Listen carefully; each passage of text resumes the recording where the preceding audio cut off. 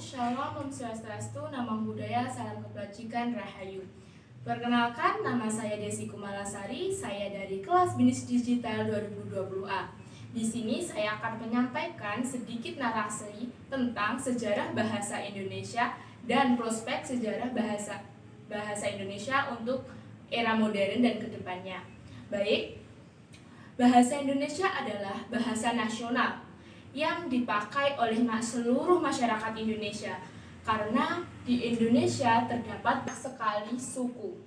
Maka bahasa Indonesia berfungsi sebagai lambang kebanggaan nasional, identitas nasional, serta sarana pemersatu bangsa. Perkembangan bahasa Indonesia sendiri secara lisan maupun tulisan berkembang mulai pada saat terbentuknya, yaitu pada 28 Oktober 1928 bersamaan dengan momen Sumpah Pemuda. Telah terbentuk, bahasa Indonesia terus berkembang seiring berlakunya ejaan Van Ophuijsen, Suwandi, Melindo, bahkan hingga ke ejaan yang disempurnakan yaitu EYD. Ini dua adalah beberapa contoh sederhana bagaimana bahasa Indonesia dengan pesat mengalami perkembangan.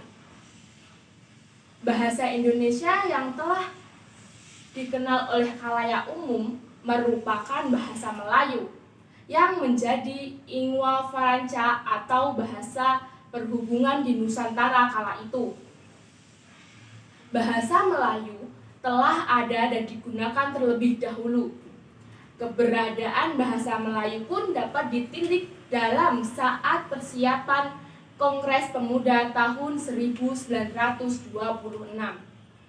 Para pemuda masih mempermasalahkan tentang sebutan bahasa pemersatuan Indonesia. Kemudian M. Tabrani mengusulkan bahasa Melayu diganti dengan istilah bahasa Indonesia, dan hingga pada saat penyebaran agama Kristen. Bahasa Melayu yang merupakan cikal bakal bahasa Indonesia telah berkembang dengan sangat pesat di Indonesia, bahkan sebelum bahasa Indonesia pertama kali resmi diumumkan pada Sumpah Pemuda.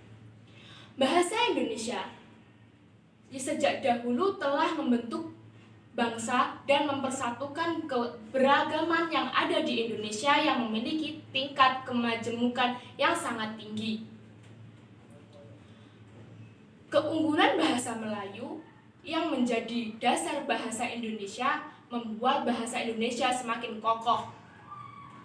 Dan semakin berkembangnya zaman bahasa Indonesia tetap terjaga keutuhannya, dan kini di era modern semakin banyak warga negara yang asing yang mempelajari bahasa Indonesia.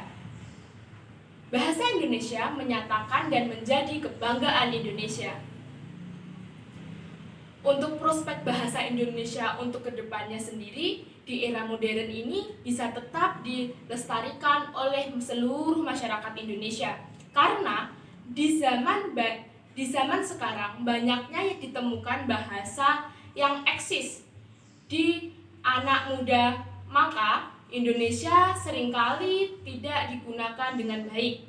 Diharapkan masyarakat bisa menggunakan bahasa Indonesia sesuai ejaan yang disempurnakan atau EYD, dan diharapkan bahasa Indonesia semakin luas menyebar ke negara asing, sehingga Indonesia bisa semakin dikenal oleh kancah dunia.